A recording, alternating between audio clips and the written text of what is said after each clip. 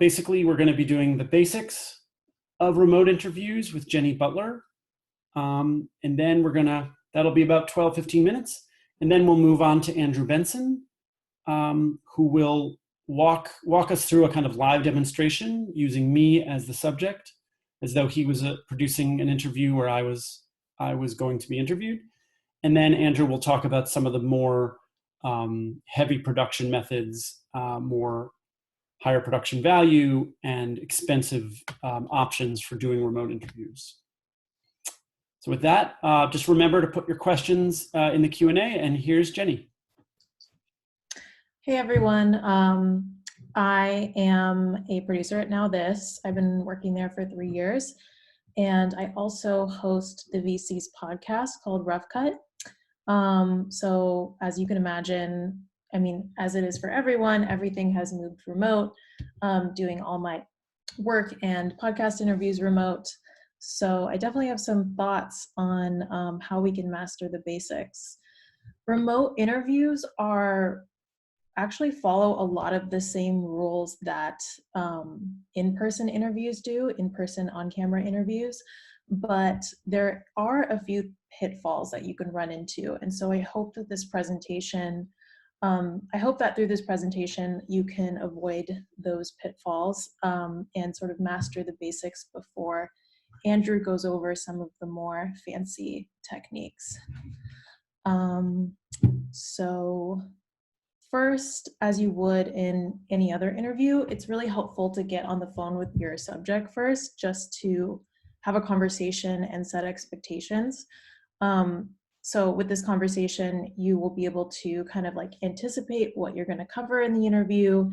And also you can start to actually talk about visuals at this stage, which might feel silly because you're not bringing a camera into their space, but you can really set the stage for like how you want this interview to look. Like, let's say, just looking at the 2 examples I have on the side here, the one at the bottom is obviously AOC doing a FaceTime interview.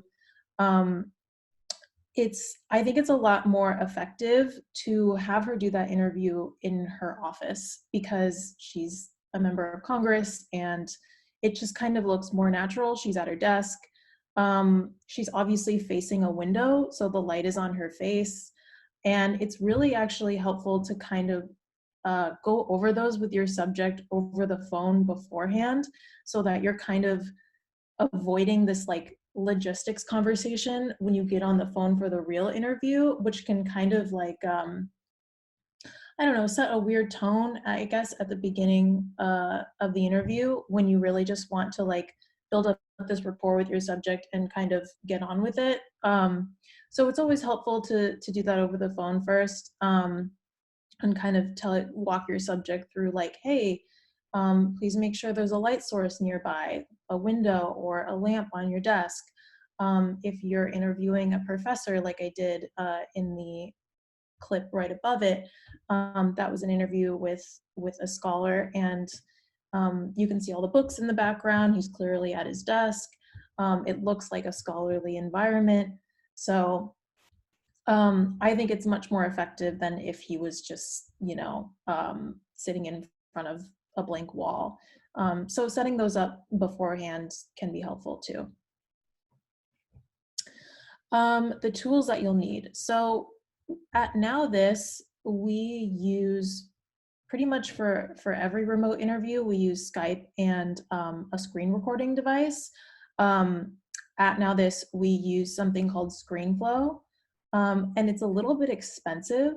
So I think if you want a free option, OBS is great. It's free, and I think it's a little bit lower quality of a recording, but there's no watermark, and I think it works just as well. So you'll just have to download that application. But the upside to doing it this way is that pretty much everybody has Skype or they have FaceTime. And so as long as you have one of those recording devices to record your screen, pretty much you can like accommodate pretty much anyone. The drawback is that because there's 2 different applications, there's like double the chance for something to go wrong. So So another option, not that things go wrong often, but occasionally they do. I've had situations where I like my recording device will go wrong, but Skype is still going, and the audio is messed up, or there's an echo, or I ran out of space on my computer. So there's just like that slight chance that something could happen. So if that's a concern, another option is to just do everything on Zoom. You can obviously, like we're doing now, do a video chat, and Zoom also has a function where you can record your screen.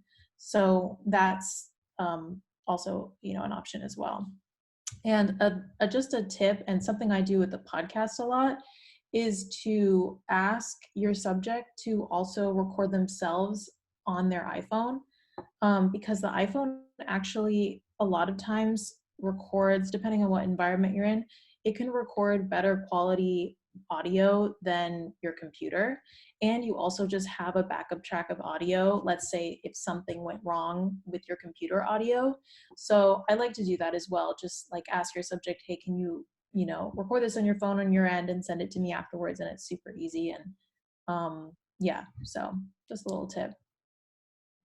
Okay, setting up your shot. Went over this earlier, but just like the most important aesthetic thing is making sure there's a key light on the person's face, which seems basic, but you'll see a lot of interviews where this like isn't done. So making sure that they are near a window, or if they have a lamp on their desk that can illuminate part of their face, or at like last resort, overhead light, some sort of light. If you want to go to the next slide, a couple of examples. So this interview, I didn't do this, but this person probably, I would guess, wasn't sitting this way when this producer called them. Like you can clearly see that she's sitting in front of a window. She probably put her computer on a table in front of her. Like it's very set up that way. And her face is illuminated and it looks great. And I'm sure that they went through some coaching to get there. If you go to the next slide, that's a screenshot from one of my videos from years ago. There's, it's incredibly backlit. It's distracting. Her face is in shadow. It could have, if she would have just turned around and put her phone or her computer on the ledge behind her, it would have been much better. So yeah, something to avoid. Create depth. Another thing we think about when we're doing in-person interviews with cameras is what is behind the person. How much depth do you have in the shot? If you go to the next slide, this is the same picture of AOC. Like there's probably a wall, I would guess, right in front of her. And the whole room is behind her, which is aesthetically much more pleasing than if you go to the next slide, which is just people in front of a wall. It's just like a little bit boring, and I don't know, I just don't think it looks as good. And again, letting your surroundings really add to the story. And a lot of that can come from that first phone call, like pre-production. So if you go to the next slide, it's really just about like thinking about who your subject is, what the story is, and how you can put them in an environment that would help tell that story. So this is a screenshot from a series we have called Through Our Eyes, which is basically like our subjects reporting out a news story as it unfolds with their mobile phones and talking every day to a producer here in New York. And this is a screenshot from a video about the unrest in Venezuela a couple of years ago, and that is a line for bread. It's much more powerful if you have the subject like there pointing it out than if, it's kind of like show and not tell. Like it's much more powerful if you actually have them in the environment and can really have that serve the story instead of just talking about it, in front of their computer in their bedroom. I know this is a little bit tough because we are in quarantine and everybody is sort of housebound right now, but if you're doing a story about nurses in a hospital, or, it's just something to keep in mind in general. This is another example. This is for the same series. It's a teacher, and she's walking out of her classroom, like walking out of the school, thinking about what's in the backdrop, and how can that relate to your story. Embrace handheld camera. So this is like, I know, like, as video professionals with higher level productions, we're always thinking about how to achieve that like smooth shot, but I think that counterintuitively in mobile reporting and in like mobile or remote interviews, shaky camera can actually be really cool and actually serve the story if it's used in the right ways. So if you go to the next slide, the top two photos are from that same series, Through Our Eyes. The one on the left is from on the ground in Syria, and the one on the right is from Venezuela. And, we know as a viewer that this person is in a protest or in a war zone. And so they can expect to have a shaky camera, and I think it actually adds to the experience. On the bottom right is a series by the New York Times that's great, called Diary of a Song. And I like this example because it's not in a war zone, it's in someone's house. You could do this series under quarantine, but I think the shaky camera, they basically just like call artists and they dissect their songs together with the producer. And I think the shaky FaceTime camera really works for this because it feels very intimate. I mean, I think what we're trying to achieve with interviews, whether it's on video or for a podcast or whatever, is we're trying to show the human side of someone. And when you put a camera in front of someone, people can kind of put walls up. And I think that if they just have their phone in front of them, and they can feel a little bit more like they're FaceTiming with a friend, and that can actually make the subject feel more comfortable, and you can get better material that way. And I think that this show is a great example of that, about how that can really work. And then the photo on the bottom left was from the New York Times, and a nurse in Brooklyn. We know that she's in a high stress environment, so the shaky camera really works for that as well. Times where the shaky camera doesn't work are like conversations where there's a lot of information, like dense information and data. It's really distracting to have a shaky camera, so that that's better, I think, always is just like a standard Skype interview.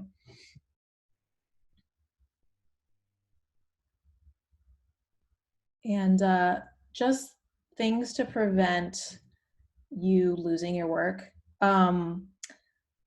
Do a test recording with like a friend or someone in your office beforehand, just so you like know the tools before you go into an interview, and so that you know where your work is being saved. Oh, and always check your audio input on your recording device. Like, let's say that you're recording with OBS or ScreenFlow. Go into the settings and check that it's actually recording your computer audio, because that's not default on a lot of applications, and you can lose work that way. Make sure that you have space on your computer, because it's saving the interview as you go. And if you don't have enough space on your hard drive, it just won't save. So you can lose work that way. One more thing also is there's a screen recording, there's like a native screen recording app, or not app, but setting on your iPhone that doesn't record audio. So just keep that in mind. Like, if you think, oh, I can just do a FaceTime interview and record it on my phone, like, you can't. I would just suggest doing it on your FaceTime app on your computer and recording your computer screen. And that's it. So if you have any questions, that's my contact information. And thanks, everyone. Thanks, Jennie. I hope that was helpful. Yeah, that was great. We've got a lot of great questions, but I think we're going to hold them till the end. And so now is Andrew James Benson. And Andrew, why don't you briefly introduce yourself, and then we can proceed. Yeah, so hi, thank you all for being here. I'm a producer director and work across commercial and nonfiction projects at Inquire Films. And I'm just going to build on what Jennie has said. Basically everything she said applies to what I'm doing, but I'm adding in a phone as the primary recording device. So I'm going to share my screen here and we'll get into it. To Inquire, we do stories that advance causes and issues.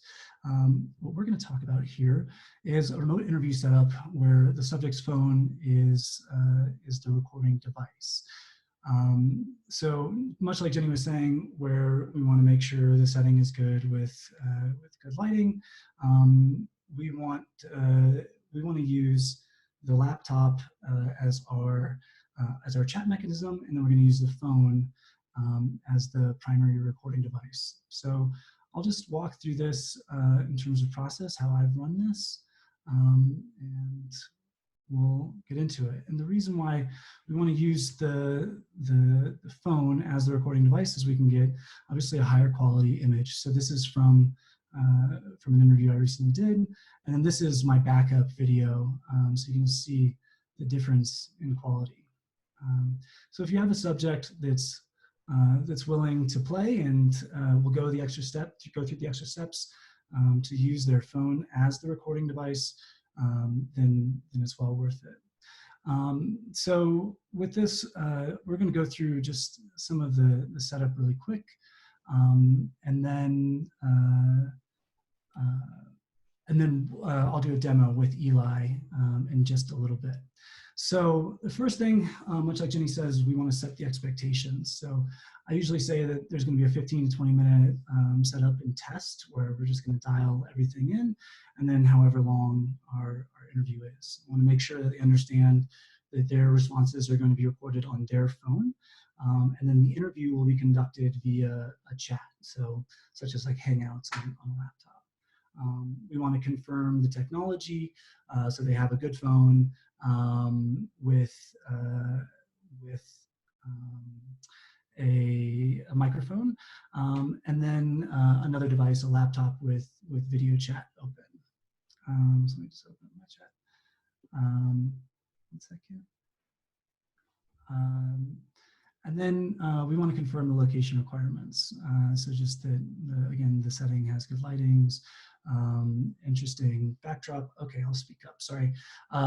We have an interesting backdrop, and we'd love to see options. Ideally, we can do this through an initial chat, so we can have kind of a pre-pro conversation with everybody or with our subject to walk through all of this and scout the location.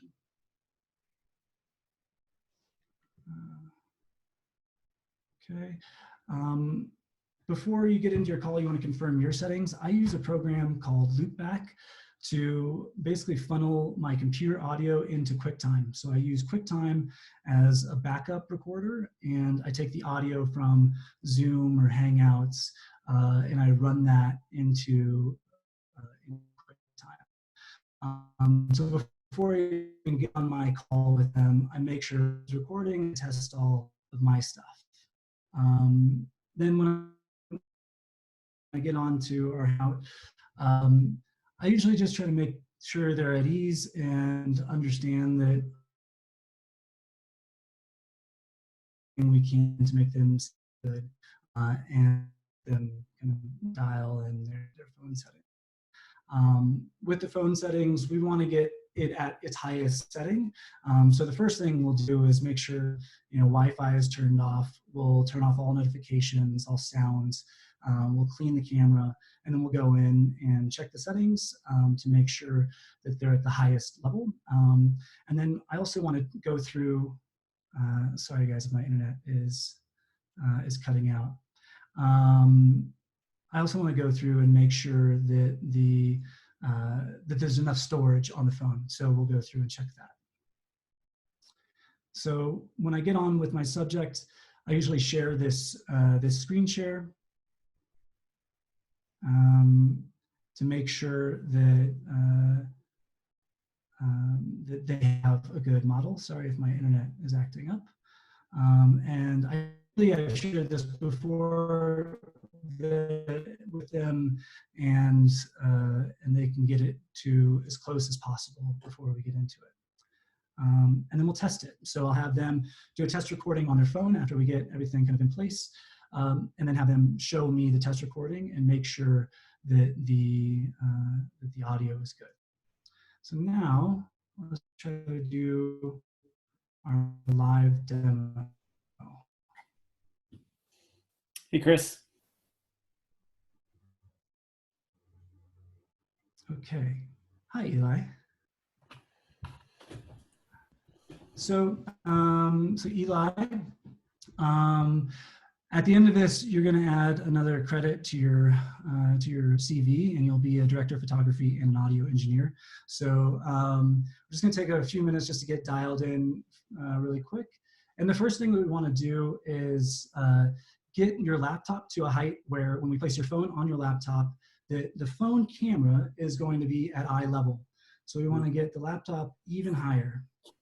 Okay, so everyone, I've got some books off my bookshelf I'm using here.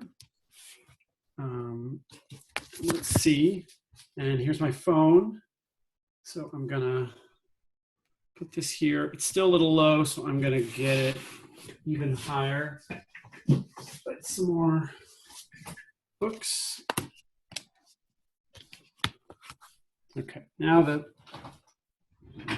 Cool. you're above me, and so the webcam here is high, but the cell phone camera is right at my height. Okay. Great. Now let's just go and check your phone settings. So if you'll go to your phone and you'll go to settings, and you go down to camera, which is just above podcasts. There it is. Okay. Yeah. And then you go to record video. Yep. And then what's the highest level setting there? It's got 4K at 60 FPS and 1080p at 60 frames per second. Okay, so let's do the 4K. At 60. Set it there. Yep. You don't have 4K at 24 FPS, right? I do. Okay, then let's do that. Okay. Okay, now go back to settings and just scroll down so you can see your search bar. Okay. And type in storage. Okay. Just in the search. Storage general. Yeah, I'm at 30 gigs or 256, so I gotta clean this guy up. But so we just want to make sure that you at least have 3 gigs or more available. So if you're really tight on space, then the subject will need to. Okay. Back to your camera. Yep. A little. Okay. So go ahead and press record, and you're going to set your phone in position so that the camera is up and the phone is horizontal. In video mode. Then you're going to be talking, exactly. Yep, Okay. So you can go ahead and press record on there. Okay. And then let's just talk into the lens a little bit. Yeah, you bet. Thanks for doing this. Yeah. Okay, that's great. Now we can stop the record and let's just make sure that the audio and video are good. Okay. You want to watch? Yeah. So let's see. It doesn't look like you were recording that. Oh, okay. Sorry, everybody. So let's do another test. This is why we test. So now, oh, I see the problem. I had it on selfie mode. So I was recording the screen. So now. Yeah, so we don't want to do selfie mode because the subject will be looking at themselves, and we want to avoid that. So let's do. I have a front-facing camera this time, and I'll stop it. Okay.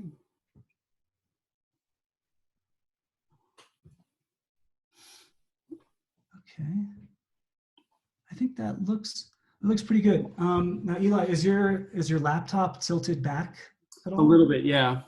Okay, so we'll want to tilt it forward, And and then so basically tilt it as far forward as you can until your phone will fall over, and then we'll want to lift up the laptop probably another book or two.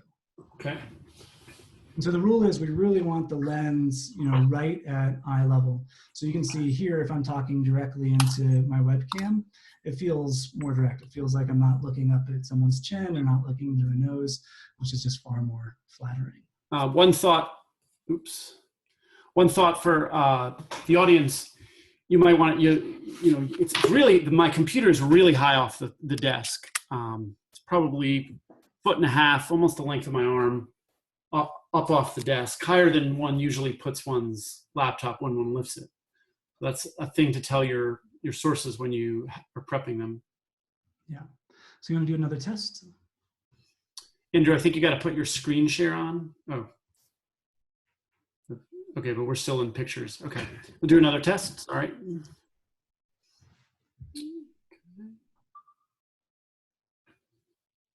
Okay.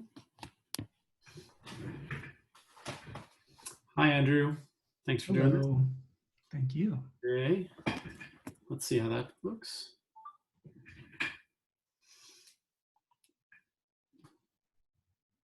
That looks really a lot better. How do you feel about it, Eli? Yeah. Look good? Yeah, it's amazing. Just a few inches makes a big difference. And so what I like about this setup is that we get to collaborate directly. So I'm where he's setting the phone. So it's not like we're moving around. So if you wanted to add like a nice camera into the mix, very similar. You want the laptop where you guys are on chat, really close to where your camera is. So, you're not moving around too much. And then what I'll do is now after the test is good, we'll get into it, and I'll turn off my video because obviously they would see my face, as they're talking into it. And I just say, hey, pretend like the camera is your team, is an audience, is your family member, and you're talking directly to it. I'll also, after a couple questions, just stop the interview and check the video again, just to make sure that everything is fine, and then we'll go back. So it gives us an opportunity, just as interviewer and interviewee, to do a gut check about the quality of the recording, how they feel, make sure that the video is there, and then get back into it. Couple quick comments from the audience, Andrew, as we were going. People ask, what's the best way to see the video that your subject records on their phone as a test? Here we just did it right there in the webcam. Have you ever had problems with that? No, that's the only way I've done it. And it's great because it's immediate feedback, right? So I can see right there, I saw that you were still a little low, that your laptop was tilted back. So we made those minor corrections and then got into it. The other thing is often we'll use AirPods. So you're not using any microphone there. But if we're using something that's a wireless mic or something else, this also gives them the opportunity to confirm that the audio is actually going down in their recording audio. Yeah. And then once that file is recorded, we got a siren here. So what I'll do is, and this will be, we're going to send out a one sheet with all of this. If I'm Mac-centric and often talking to people who have Apples as well, so I'll ask them to airdrop the file to their computer while I'm on the phone while I'm on video chat with them, and then have them take that file and drop it into, I use like a Drive link or a Dropbox link that I send them, and they can drop it right in there and let it upload. Now, one last thing from the participants on this particular demo, Andrew. Here we were doing a centered interview, but theoretically, I imagine this could work with a rule of thirds, could direct your subject. Also, people were wondering about headroom. There was a lot of headroom on this one. And so, well, there's headroom on the video chat, right? But on your phone, if we go back and look at your phone, there's not a lot of headroom. So that's what's kind of interesting, right? Is that, yeah, your video chat is not going to have a ton of headroom, but we're trying to get this shot, more centered. yeah, there were some rolls of wrapping paper up there, but theoretically in a real situation we might move them. All right, why don't we proceed with your presentation? Yeah, one other note just while we're here is that it's actually really critical. Someone's asking whether or not you can put on video and stay with your subject and keep it more conversational. I definitely think that's a plus. It depends on your subject. I've had some subjects where I've left the video on and they feel very comfortable with it, and they feel very comfortable on camera. Other ones just get tripped up. They see my face, they want to talk to me, and they want to engage with my eyes, and I don't want them to. I want them to engage with the lens. There's one other note here is that after you ask your questions, is to mute yourself, because that phone can pick up your audio just the same. So I have a puppy right now, and I forgot to mute myself one time, and I could hear the puppy like yapping in the background right in a line that I really loved. So since then I haven't done that. Yeah, we'll go, and now I'm going to go back to sharing my screen, and I'll share some tech that you can use to enhance your production quality. So let me just go back here. So these are some optional mics you can add, and you can send these to your subject. So if you have enough lead time and this is an ongoing project, perhaps, where you can justify the expense, here are a few options. The Shure is obviously a great brand and has been recommended by a number of VCers. And then the Movo is a cheaper alternative. I love the Movo because it actually comes with a tripod extension, so you can get to a good height. And then I personally use the Rode Smart Lav, mostly because it was already in my kit as a backup lav, and it's a cheap thing you can send out. You can also, if you're doing things like what Jennie was talking about, you can send out a podcasting mic like a Blue, which is under $100 and can just get you a lot better audio. But for this stuff, I find that the AirPods are actually really good quality, and then just with a little bit of sound editing in Premiere, you can take out a lot of noise and make them sound really, really good. This is the software that, let me go back. This is a software I use. It's called Loopback by Rogue Amoeba. And this is $100, and it's basically an audio mixer. And so you can determine your input and your monitors, and then you can channel that into different devices. So like I was saying before, I use this as a backup when I'm doing these phone interviews. I record my screen and I record the audio.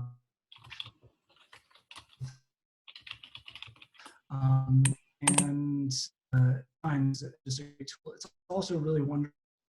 You can take your audio from Premiere into Zoom or whatever. So if you're trying to work with a client for remote editing, it's also a really great tool for that.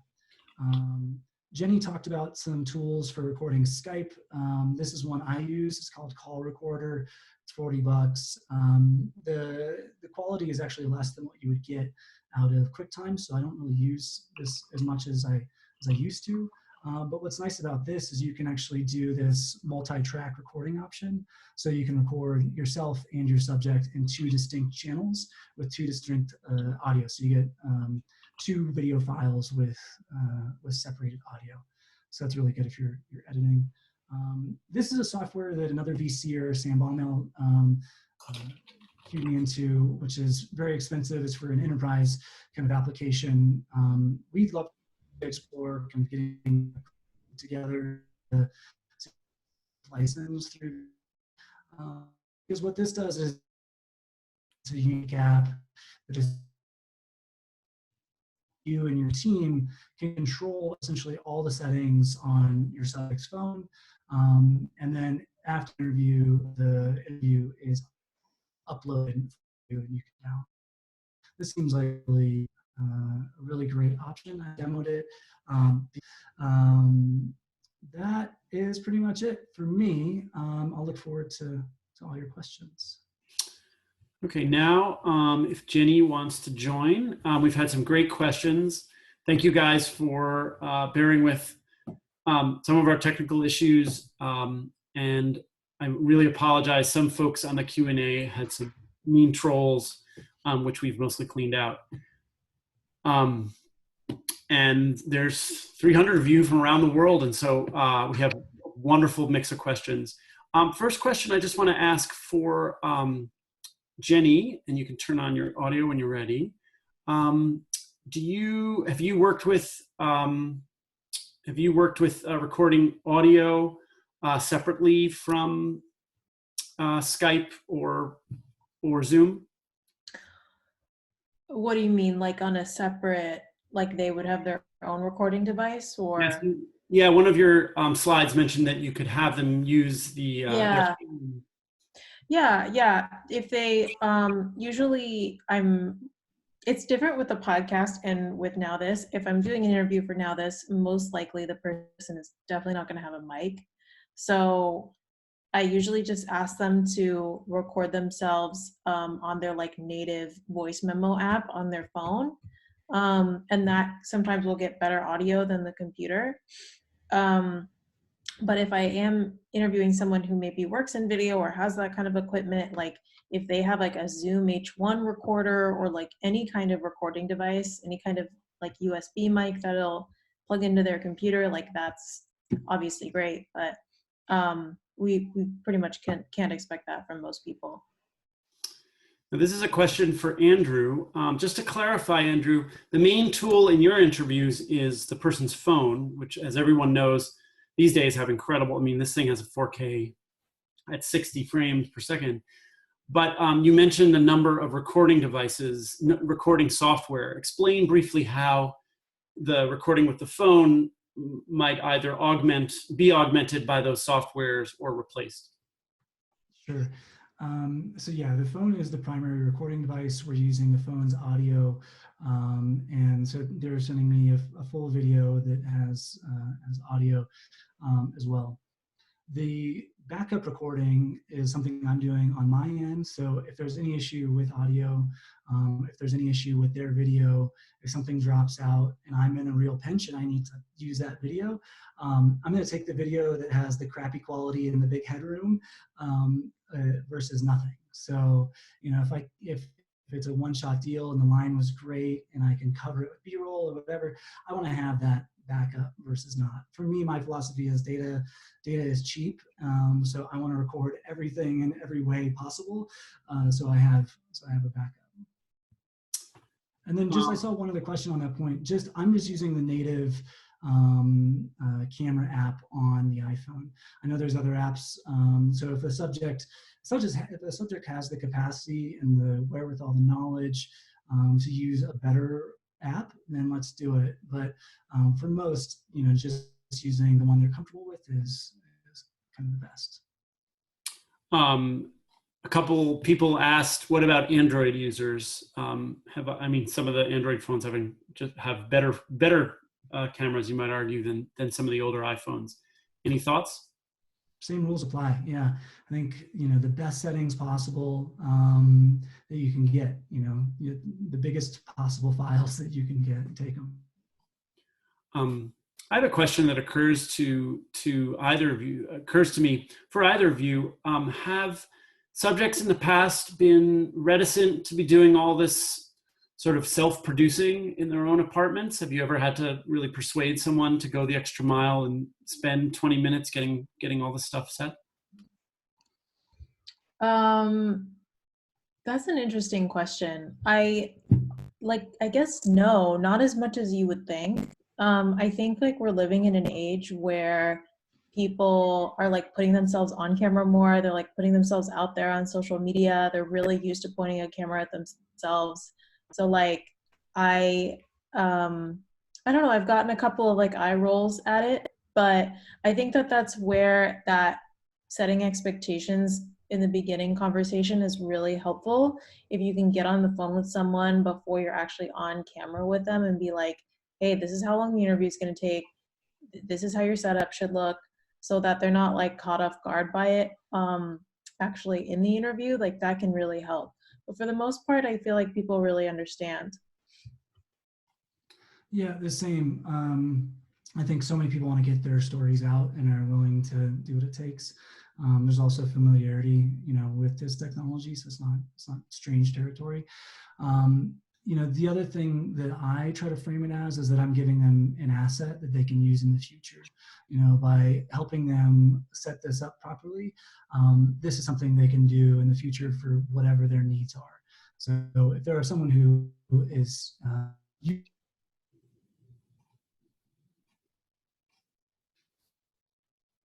leg up for the next, so I definitely try to keep it in that frame.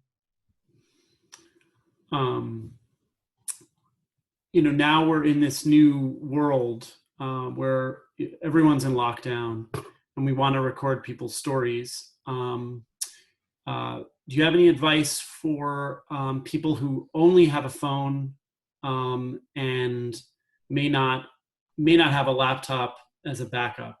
Basically, in that situation, I think we're probably going more towards Jennie's approach, where the phone is both your communication device and your recording device.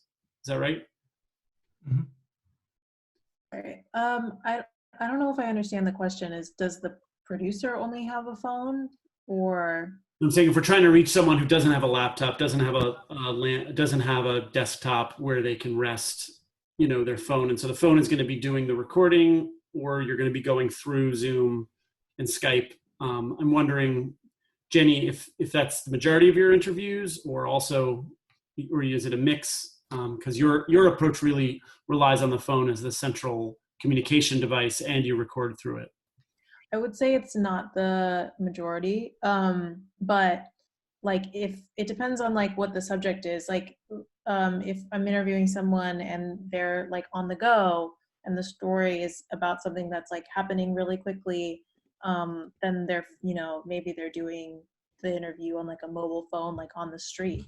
But if I'm just interviewing like an expert or something like that, like most of the time people will have computers, but it's not really much of an issue if they don't. Yeah, I mean, I think people are more they're more forgiving of like bad shaky footage if the story is good than you would think they are. Like people, meaning like the audience. I think that people kind of come to expect that. They know it's coming from a phone, so it doesn't really make much of a difference, I think, with phone and computer. I'm going to give the last word to the two of you.